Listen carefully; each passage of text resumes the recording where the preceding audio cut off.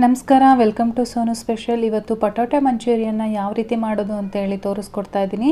ಯಾರಿಗೆಲ್ಲ ಗೋಬಿ ಮಂಚೂರಿ ಇಷ್ಟ ಆಗುತ್ತೋ ಅವರಿಗೆಲ್ಲ ಈ ಆಲೂಗೆಡ್ಡೆ ಮಂಚೂರಿಯನ್ ಕೂಡ ತುಂಬಾ ಇಷ್ಟ ಆಗುತ್ತೆ. ಇದು ಕೂಡ ಟೇಸ್ಟ್ ವೈಸ್ ಅಂತೂ ತುಂಬಾ ಚೆನ್ನಾಗಿರುತ್ತೆ. ಬನ್ನಿ ಹಾಗಾದರೆ ಇದನ್ನು ಯಾವ ರೀತಿ ಮಾಡೋದು ಅಂತೇಳಿ ನೋಡ್ಕೊಳ್ಳೋಣ. ನೋಡೋದಕ್ಕಿಂತ ಮುಂಚೆ ನೀವಿನ್ನೂ ನನ್ನ ಚಾನಲ್ನ ಸಬ್ಸ್ಕ್ರೈಬ್ ಮಾಡ್ಕೊಂಡಿಲ್ಲ ಅಂದರೆ ಇವಾಗಲೇ ಕೆಳಗಡೆ ಕಾಣಿಸ್ತಾ ಇರೋ ರೆಡ್ ಕಲರ್ ಸಬ್ಸ್ಕ್ರೈಬ್ ಬಟನ್ ಮೇಲೆ ಕ್ಲಿಕ್ ಮಾಡ್ಕೊಳ್ಳಿ. ಹಾಗೆ ನಾನು ಮುಂದಿನ ವಿಡಿಯೋ ನೋಟಿಫಿಕೇಷನ್ಗಾಗಿ ಪಕ್ಕದಲ್ಲೇ ಕಾಣಿಸೋ ಬೆಲ್ಲೈಕನ್ ಮೇಲೆ ಕೂಡ ಕ್ಲಿಕ್ ಮಾಡ್ಕೊಳ್ಳಿ. ನೀವು ಒಂದ್ಸರಿ ಬೆಲ್ಲೈಕನ್ ಮೇಲೆ ಕ್ಲಿಕ್ ಮಾಡಿದರೆ ಸಾಕು, ನಾನು ಮಾಡೋ ಪ್ರತಿಯೊಂದು ವೀಡಿಯೋಸು ನಿಮಗೆ ನಿಮ್ಮ ಮೊಬೈಲ್ಗೆ ನೋಟಿಫಿಕೇಷನ್ ಆಗಿ ಬರುತ್ತೆ. ಆವಾಗ ಎಲ್ಲರಿಗಿಂತ ಮುಂಚಿತವಾಗಿ ನೀವೇ ಆ ವಿಡಿಯೋನ ನೋಡ್ಬೋದು. ಬನ್ನಿ ಹಾಗಾದರೆ ಇವಾಗ ಆಲೂಗೆಡ್ಡೆನಲ್ಲಿ ಮಂಚೂರಿಯನ್ನ ಯಾವ ರೀತಿ ಮಾಡೋದು ಅಂತೇಳಿ ನೋಡ್ಕೊಳ್ಳೋಣ. ನಾನಿಲ್ಲಿ 3 ಆಲೂಗೆಡ್ಡೆನ ಈ ರೀತಿ ಸಿಪ್ಪೆ ತೆಗೆದಿಟ್ಕೊಂಡಿದ್ದೀನಿ. ಇವಾಗ ನಾನು ಇದನ್ನು ಸಣ್ಣಕ್ಕೆ ತುರ್ಕೋತೀನಿ. ನಾವು ಆಲೂಗೆಡ್ಡೆನ ಈ ರೀತಿ ತುರಿದ್ಬಿಟ್ಟು ಮಾಡೋದ್ರಿಂದ ತುಂಬಾ ಚೆನ್ನಾಗಿ ಬರುತ್ತೆ, ತುಂಬಾ ಟೇಸ್ಟಿಯಾಗಿರುತ್ತೆ. ಕಟ್ ಮಾಡೋದಕ್ಕಿಂತ ಈ ರೀತಿ ತುರಿದು ಮಾಡ್ಕೊಳ್ಳಿ, ತುಂಬ ಚೆನ್ನಾಗಿರುತ್ತೆ. ಈ ರೀತಿ ಆಲೂಗೆಡ್ಡೆ ಎಲ್ಲ ತುರ್ಕೊಂಡಾದಮೇಲೆ ಒಂದು ಬೌಲಿಗೆ ಹಾಕ್ಕೊಂಡು ಈ ರೀತಿ ನೀರು ಹಾಕ್ಕೊಂಡು ವಾಶ್ ಮಾಡ್ಕೋಬೇಕಾಗುತ್ತೆ. ನಾವು ತುರಿಬೇಕಾದ್ರೆ ಇದು ಕಲರ್ ಚೇಂಜ್ ಆಗುತ್ತೆ, ಹಾಗಾಗಿ ಇದನ್ನು ನಾವು ಈ ರೀತಿ ನೀರು ಹಾಕ್ಕೊಂಡು ವಾಶ್ ಮಾಡ್ಕೋಬೇಕಾಗುತ್ತೆ.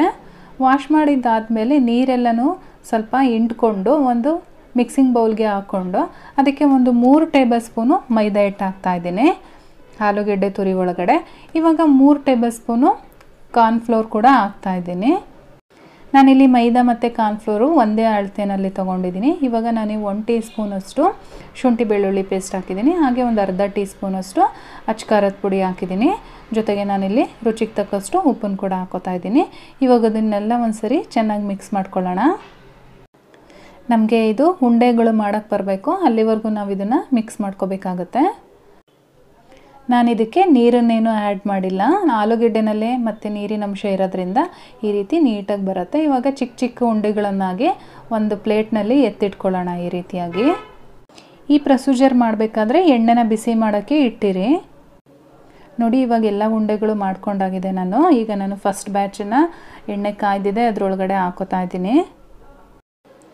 ನಾವು ಉಂಡೆಗಳನ್ನ ಮಾಡ್ಕೊಂಡ ತಕ್ಷಣ ಇಮಿಡಿಯೇಟಾಗಿ ಎಣ್ಣೆಗೆ ಹಾಕಬೇಕು, ಇಲ್ಲಾಂದರೆ ನಾವು ಅದರೊಳಗಡೆ ಉಪ್ಪು ಹಾಕಿರ್ತೀವಿ ಮತ್ತು ಆಲೂಗೆಡ್ಡೆಲಿ ಕೂಡ ನೀರಿನ ಅಂಶ ಇರುತ್ತೆ, ತೆಳುವಾಗಿಬಿಡುತ್ತೆ. ಸೊ ಹಾಗಾಗಿ ನಾವು ಇಮಿಡಿಯೇಟಾಗಿ ಎಣ್ಣೆಲಿ ಹಾಕ್ಕೊಂಡು ಈ ರೀತಿಯಾಗಿ ನಾವು ಡೀಪ್ ಫ್ರೈ ಮಾಡ್ಕೋಬೇಕಾಗತ್ತೆ.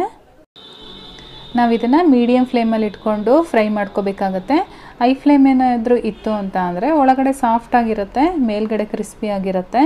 ನಮಗೆ ಒಳಗಡೆನೂ ಕೂಡ ಕ್ರಿಸ್ಪಿಯಾಗಿ ಬರಬೇಕು ಅಂತ ಅಂದರೆ ನಾವು ಮೀಡಿಯಮ್ ಫ್ಲೇಮಲ್ಲಿ ಇಟ್ಕೊಂಡು ಸುಮಾರು ಒಂದು 8 ರಿಂದ 10 ನಿಮಿಷಗಳ ಕಾಲ ಇದನ್ನು ಫ್ರೈ ಮಾಡ್ಕೋಬೇಕಾಗತ್ತೆ. ನೋಡಿ, ಇವಾಗ ಸುಮಾರು ಒಂದು 8 ನಿಮಿಷಗಳಾಗಿದೆ ನಾನು ಇದಾಕಿ. ಇವಾಗ ನೋಡಿ ಎಷ್ಟು ಕಲರ್ ಚೇಂಜ್ ಆಗಿದೆ, ಎಷ್ಟು ಕ್ರಿಸ್ಪಿಯಾಗಿ ಬಂದಿದೆ ಅಂತೇಳಿ. ಇವಾಗ ಇದನ್ನು ನಾನು ಹೊರಗಡೆ ತೊಗೋತೀನಿ. ಅದೇ ರೀತಿಯಾಗಿ ನಾನು ಇನ್ನೊಂದು ಬ್ಯಾಚ್ ಕೂಡ ಡೀಪ್ ಫ್ರೈ ಮಾಡ್ಕೋತಾ ಇದ್ದೀನಿ. ಸೆಕೆಂಡ್ ಬ್ಯಾಚು ಕೂಡ ರೆಡಿಯಾಗಿದೆ. ಇವಾಗ ಇದನ್ನು ಕೂಡ ನಾನು ಹೊರಗಡೆ ತೆಗೆದಿಟ್ಕೊಂಡಿರ್ತೀನಿ. ಇವಾಗ ನಾನಿಲ್ಲಿ ಒಂದು ಫ್ರೈಯಿಂಗ್ ಪ್ಯಾನ್ಗೆ ಸುಮಾರು 1 ಟೇಬಲ್ ಸ್ಪೂನಷ್ಟು ಎಣ್ಣೆನ ಹಾಕ್ಕೊಂಡಿದ್ದೀನಿ. ಇದಕ್ಕೆ ಒಂದು ಬೆಳ್ಳುಳ್ಳಿನ ಈ ರೀತಿ ಚಿಕ್ಕದಾಗಿ ಕಟ್ ಮಾಡಿ ಹಾಕಿದ್ದೀನಿ. ಹಾಗೆ ಒಂದು ಈರುಳ್ಳಿನ ಮೀಡಿಯಮ್ ಸೈಜಲ್ಲಿ ಕಟ್ ಮಾಡಿಕೊಂಡು ಈ ರೀತಿ ಫ್ರೈ ಮಾಡ್ಕೋತಾ ಇದ್ದೀನಿ ಹಾಕ್ಕೊಂಡು. ಇವಾಗ ಇದಕ್ಕೆ ಸ್ಪ್ರಿಂಗ್ ಆನಿಯನ್ ಹಾಕ್ತಾ ಇದ್ದೀನಿ. ಜೊತೆಗೆ ನಾನಿಲ್ಲಿ ಕ್ಯಾಪ್ಸಿಕಮ್ ಕೂಡ ಹಾಕ್ತಾ ಇದ್ದೀನಿ. ನಿಮಗೆ ಕಲರ್ ಕ್ಯಾಪ್ಸಿಕಮ್ ಸಿಕ್ಕರೆ ಅದನ್ನು ಕೂಡ ಆ್ಯಡ್ ಮಾಡ್ಕೊಳ್ಳಿ, ತುಂಬಾ ಚೆನ್ನಾಗಿರುತ್ತೆ.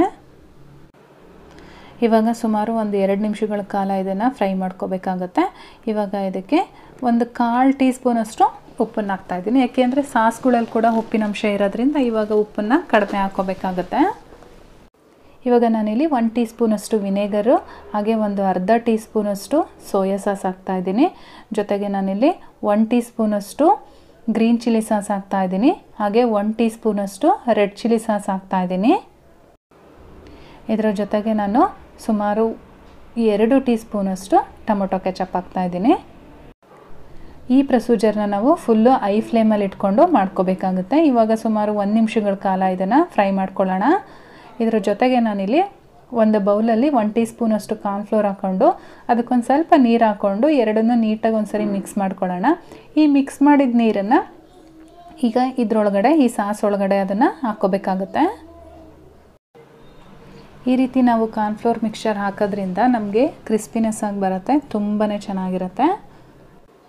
ಮತ್ತು ನಾವು ಏನು ಮಸಾಲ ಹಾಕಿದ್ದೀವಿ ಆ ಮಸಾಲ ಎಲ್ಲ ನಮ್ಮ ಮಂಚೂರಿಯನ್ಗೆ ನೀಟಾಗಿ ಹಿಡಿಯುತ್ತೆ. ಇವಾಗ ನೋಡಿ ಚೆನ್ನಾಗಿ ಕುದೀತಾ ಇದೆ. ಈ ಕುದಿಯೋ ಟೈಮಲ್ಲಿ ನಾವು ಮಂಚೂರಿಯನ್ ಬಾಲ್ಸ್ ಮಾಡಿ ಇಟ್ಕೊಂಡಿದ್ದೀವಲ್ಲ, ಇದನ್ನು ಇದರೊಳಗಡೆ ಹಾಕ್ಕೊಳ್ಳೋಣ. ಇದನ್ನು ಹಾಕ್ಕೊಂಡಾದ್ಮೇಲೆ ಚೆನ್ನಾಗಿ ಒಂದ್ಸರಿ ಫ್ರೈ ಮಾಡ್ಕೊಳ್ಳೋಣ. ಫುಲ್ ಐ ಫ್ಲೇಮಲ್ಲೇ ಇರಲಿ ಈ ಟೈಮಲ್ಲಿ. ಇದು ಹಾಕ್ಕೊಂಡಾದ್ಮೇಲೆ ಒಂದು 2 ನಿಮಿಷಗಳ ಕಾಲ ನಾವು ಫ್ರೈ ಮಾಡ್ಕೋಬೇಕಾಗುತ್ತೆ. ತುಂಬ ಇಷ್ಟಪಡ್ತೀರಾ, ಒಂದ್ಸಲ ಮಾಡಿ ಟ್ರೈ ಮಾಡಿ ಹೇಗೆ ಬಂತು ಅಂತೇಳಿ ನನಗೆ ಕಮೆಂಟ್ಸ್ ಮಾಡಿ. ನೋಡಿ ಇವಾಗ ರೆಡಿಯಾಗಿದೆ ಸರ್ವ್ ಮಾಡೋಕ್ಕೆ. ಫ್ರೆಂಡ್ಸ್ ನೋಡಿದ್ರಲ್ಲ ಆಲೂ ಮಂಚೂರಿಯನ್ ಯಾವ ರೀತಿ ಮಾಡೋದು ಅಂತ ಹೇಳಿ. ಇಷ್ಟ ಆಗಿದೆ ಅಂತ ತಿಳ್ಕೊತೀನಿ. ಇಷ್ಟ ಆಗಿದ್ರೆ ಲೈಕ್ ಮಾಡಿ, ಹಾಗೆ ನಿಮ್ಮ ಫ್ಯಾಮಿಲಿ ಮತ್ತು ಫ್ರೆಂಡ್ಸ್ ಜೊತೆ ಶೇರ್ ಮಾಡ್ಕೊಳ್ಳಿ. ಕಮೆಂಟ್ಸ್ ಮಾಡಿ ಹೇಗೆ ಬಂತು ಅಂತೇಳಿ. ಕೊನೆಗೆ ನನ್ನ ಚಾನಲ್ನ ಸಬ್ಸ್ಕ್ರೈಬ್ ಮಾಡೋದಂತೂ ಮರಿಬೇಡಿ ಫ್ರೆಂಡ್ಸ್. ನಾನು ಮತ್ತೆ ನಿಮಗೆ ಇನ್ನೊಂದು ಈಸಿ ರೆಸಿಪಿಯೊಂದಿಗೆ ಸಿಗ್ತೀನಿ. ಅಲ್ಲಿವರೆಗೂ bye bye, take care, thank you for watching.